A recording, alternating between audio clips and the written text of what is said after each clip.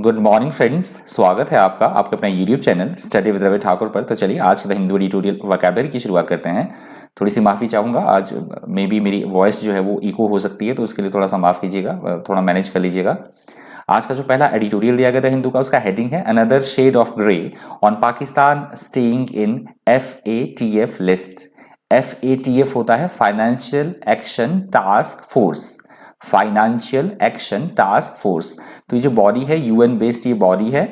ये जो देश जो विकासशील देश होते हैं, कोई भी देश है, उन्हें ये फंड्स प्रोवाइड करवाती हैं। मतलब जो विकास के कार्य होने हैं देश में, किसी देश में, तो इनसे ये फंड मिलता है, मतलब पैसा मिलता है। तो इसके रिगार्डिंग दिया गया है पूरा एडिटोरियल कि किस तरह से पाकिस्तान को जो है अभी भी ग्रे लिस्ट में रखा गया है, मतलब उन्हें अभी ब्लैक लिस्ट कर दिया गया है इस चीज़ से, क्योंकि वहाँ पे जो टेररिस्ट जो एक्टिविटीज़ हैं वो उसमें कमी नहीं आई है। और जो वहाँ के जो भी टेररिस्ट है उनके जो मुकदमे जो चल रहे हैं, मतलब पाकिस्तान फेक वो करता है कि कोई मुकदमा चलाया है, फिर उस बाद में उसको विड्रॉ कर दिया कोर्ट में। तो इस तरह से जो एक्टिविटीज़ है, इसके कारण जो पाकिस्तान को अभी भी ग्रे लिस्ट में रखा गया है। इंपॉर्टेंट एडिटोरियल है, इसको ज़रूर करके आप पढ़िएगा। तो चलिए शुरुआत करते हैं वोकैबुलरी की। आज का जो पहला वर्ड है वो है प्रोसिक्यूशन। प्रोसिक्यूशन वर्ड यहाँ पे नाउन की तरह यूज हुआ है। प्रोसिक्यूशन का मतलब होता है किसी के ऊपर किसी तरह का कोई मुकदमा चलाना, कोई अभियोजन चलाना, उसे बोला जाता है prosecution. Prosecution is the action of charging someone with a crime and putting them on trial. That is called prosecution. Synonyms आप देख लीजिए, litigation, prosecute, pursuance और lawsuit. Litigation, prosecute, pursuance और lawsuit. Antonyms है defense, demurrer, denial और defense lawyers. Defense, डेम्यूरर, denial और defence lawyers, इसके antonyms हैं प्रोसिक्यूशन वर्ड के। एग्जाम्पल देख लीजिए, the CBI accumulated evidence before prosecution, कि CBI ने क्या किया, मुकदमा चलाने से पहले जितने भी सारे सबूत थे वो इकट्ठे कर लिए थे, उसके बाद उन्होंने मुकदमा दायर किया। अगला हमारा शब्द है प्रोस्क्राइब्ड। प्रोस्क्राइब्ड वर्ड यहाँ पे एडजेक्टिव की तरह यूज हुआ है। प्रोस्क्राइब्ड का मतलब होता है ऐसा कोई काम जो बिल्कुल एकदम निषिद्ध हो, बिल्कुल वर्जित हो, उसे बोला जाता है proscribed. If something is proscribed by people in authority, the existence और the use of that thing is forbidden, that is called proscribed. Synonyms आप देख लीजिए, फॉरबिडन, प्रोहिबिटेड, बैंड और इलीगल। फॉरबिडन, prohibited, banned और illegal। एंटोनिम्स है permissible, allowable, acceptable और allowed, इसके antonyms हैं proscribed वर्ड के। एग्जाम्पल देख लीजिए, in some cultures surgery is proscribed, कि कुछ एक कल्चर में जो क्या है, जो सर्जरी है, जो चिकित्सा पद्धति है, जो सर्जरी है, वो क्या है, प्रोहिबिटेड है, निषिद्ध है, मतलब मनाही है उस चीज के लिए। अगला हमारा शब्द है कन्विक्शन। कन्विक्शन यहाँ पे नाउन की तरह यूज हुआ है। कन्विक्शन का मतलब होता है न्यायालय के द्वारा, कोर्ट के द्वारा दोषी ठहराया जाना, मतलब अपराध साबित हो जाना, दोष सिद्धि, उसे बोला जाएगा इंग्लिश में conviction. The action of finding somebody guilty of a crime in a court of law, that is called conviction. Synonyms आप देख लीजिए, कॉन्फिडेंस, बिलीफ, सर्टिट्यूड और श्योरनेस। कॉन्फिडेंस, बिलीफ, सर्टिट्यूड और श्योरनेस, इसके सिनोनिम्स हैं। एंटोनिम्स है डिसबिलीफ, डाउट, अनसर्टेनिटी और hesitation. Disbelief, doubt, uncertainty और हेजिटेशन, इसके एंटोनिम्स हैं कन्विक्शन वर्ड के। एग्जाम्पल देख लीजिए, he will appeal against his conviction, कि जो कि उस पर किसी तरह के किसी व्यक्ति पे कोई आरोप लगाए गए हैं, तो उसके खिलाफ वो क्या करेगा, अपील करेगा।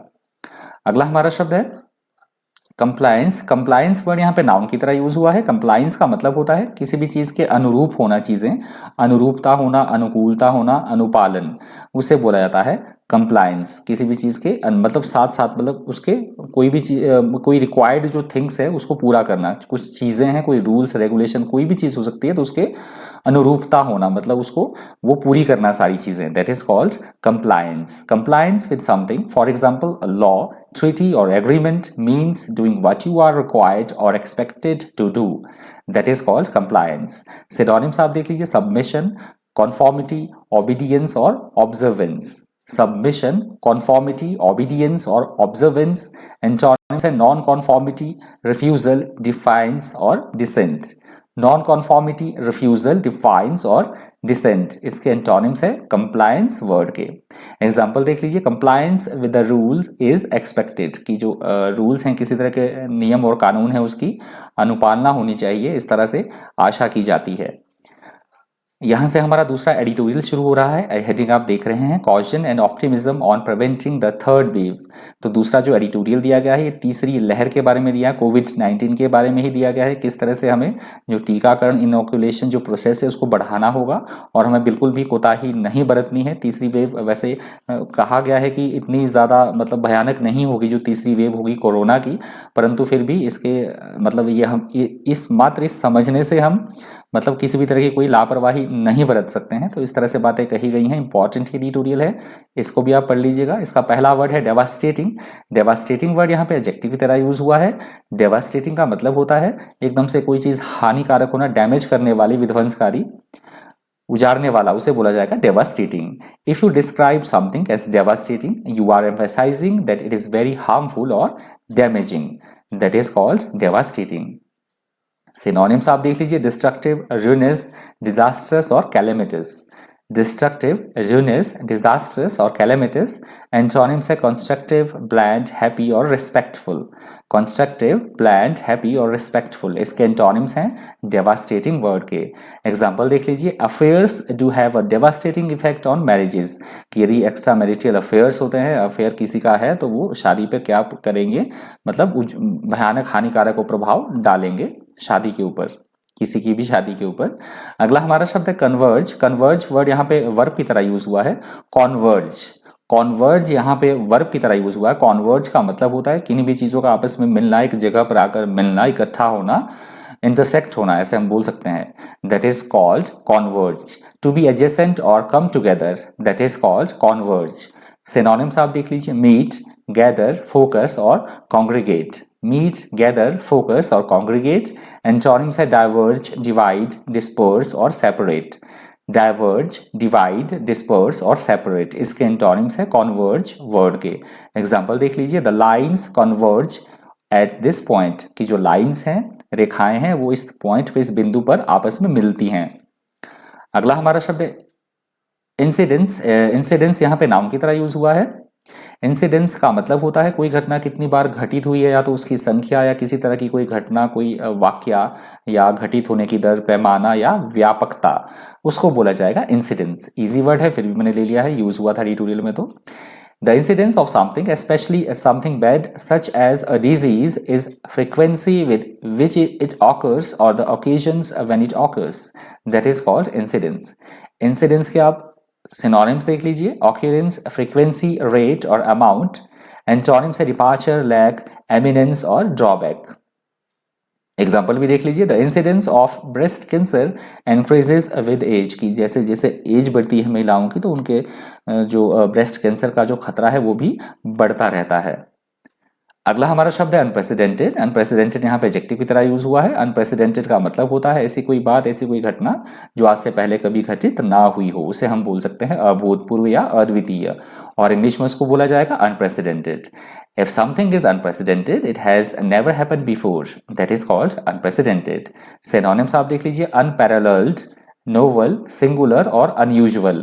unparalleled, novel, singular और unusual। एंटोनिम्स है traditional, familiar, ordinary. Traditional, familiar और ऑर्डिनरी, इसके एंटोनिम्स है अनप्रेसिडेंटेड वर्ड के। एग्जाम्पल देख लीजिए, the loss of life and property was unprecedented in the last earthquake. जो पिछली बार जो भूकंप आया था तो उसमें जो जान माल की जो हानि हुई थी वो अभूतपूर्व थी, उससे पहले ऐसा कभी नहीं हुआ था। अगला हमारा शब्द है एमिनेंट। एमिनेंट वर्ड यहाँ पे एडजेक्टिव की तरह यूज हुआ है। एमिनेंट का मतलब होता है ऐसा कोई व्यक्ति जो कि बहुत जाना माना हो, बहुत प्रसिद्धि जिसे प्राप्त हो, अपने कार्य क्षेत्र में जिसे बहुत ज्यादा सफलता मिली हो, उत्कृष्ट, प्रसिद्ध, सर्वश्रेष्ठ या प्रतिष्ठित व्यक्ति को बोला जाता है एमिनेंट, एमिनेंट पर्सन। यहाँ पे जो बात हुई है वो ऑर्गेनाइजेशन के बारे में बात हुई है। यहाँ पे ऑर्गेनाइजेशन के लिए वर्ड यूज हुआ है, ऐसा कोई संगठन जो कि अपने क्षेत्र में बिल्कुल प्रसिद्ध हो, प्रख्याति जिसे प्राप्त हो, ऐसे संगठन को बोला गया है eminent organisation. An eminent person is well known. मैंने पर्सन का आपको मतलब पर्सन की वे से समझाया, मैंने आपको एडिटोरियल में दिया गया है ऑर्गेनाइजेशन, आप समझ लीजिएगा। An eminent person is well known and respected specially because they are good at their profession, that is called eminent. Synonyms आप देख लीजिए, डिस्टिंग्विश्ड, प्रोमिनेंट, फेमस और इलिस्ट्रियस। डिस्टिंग्विश्ड, प्रोमिनेंट, फेमस और इलिस्ट्रियस, इसके सिनोनिम्स है। एंटोनिम्स देख लीजिए, इन्फीरियर, इनसिग्निफिकेंट, अनइम्पॉर्टेंट और ऑब्सक्योर। inferior, insignificant, unimportant और obscure इसके एंटोनिम्स हैं eminent वर्ड के। एग्जाम्पल देख लीजिए, the entire audience fell silent when the eminent musician arrived on the stage, कि जैसे ही जो एक प्रसिद्ध गायक थे वो स्टेज पे पहुंचे तो ऑडियंस जो सारे श्रोतागण थे वो एकदम से चुप हो गए। अगला हमारा शब्द है स्पोरेडिक। स्पोरेडिक वर्ड यहाँ पे एडजेक्टिव की तरह यूज हुआ है। स्पोरेडिक का मतलब होता है छुटपुट कोई घटना होना, या हम बोल सकते हैं ऐसा कोई काम जो कि समय समय पर हो, मतलब वो एक नियमित रूप से ना हो, कॉन्टिन्यूटी ना हो, जिसमें वो कभी कभार हो, समय समय पर होने वाला, उसे बोला जाता है स्पोरेडिक, मतलब इरेगुलर बेसिस पे आप समझ सकते हैं।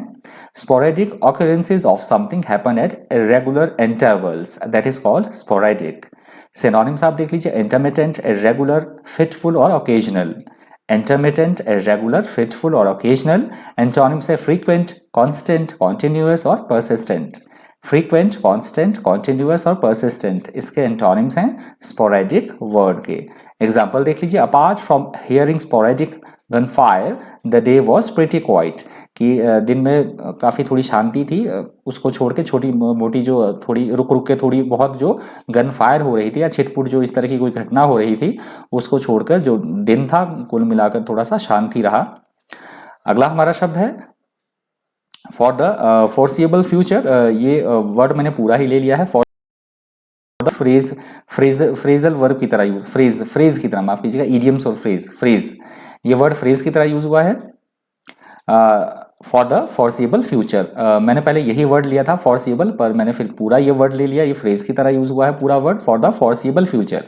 फॉर द फॉरसिएबल फ्यूचर का मतलब होता है ऐसी कोई बात जो कि फ्यूचर में भी होने वाली है, मतलब वो काम चला रहेगा, होना है, वो प्रत्याशित है, आशा ऐसी की जा रही है या पूर्वानुमान हम लगा रहे हैं कि वो आगे भी चलता रहेगा, तो उसे बोला जाएगा फ्रेज में for the foreseeable future. If you say that something will happen for the foreseeable future, you think that it will continue to happen for a long time.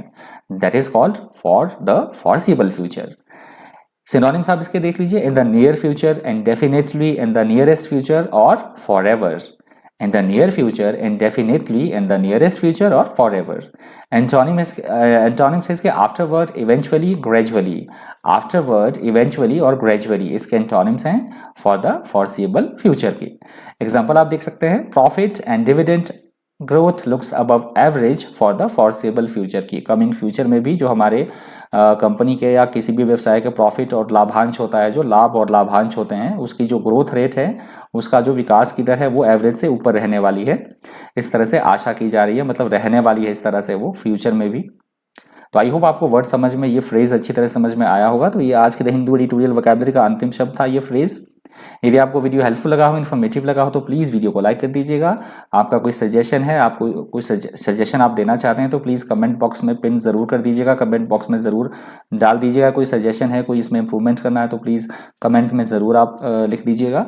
यदि आपको वीडियो नहीं अच्छा लगता है, आपको नहीं इससे थोड़ा ज्ञान मिला, या आप समझते हैं कि नहीं थोड़ा अच्छा है, तो आप डिसलाइक भी कर सकते हैं। अगर मेरे चैनल पर आप पहली बार विजिट कर रहे हैं तो चैनल को सब्सक्राइब करना और साथ में बेल आइकन प्रेस करना हो तो प्लीज़ कर ही दीजिएगा, बिल्कुल मत भूलिएगा, जिससे कि जब भी मैं कोई नई वीडियो अपलोड करूंगा तो उसकी नोटिफिकेशन आपको टाइम टू टाइम मिलती रहा करेगी। तो इसी के साथ ही अब वीडियो को समाप्ति की ओर ले जाता हूँ। Thank you, thanks for watching.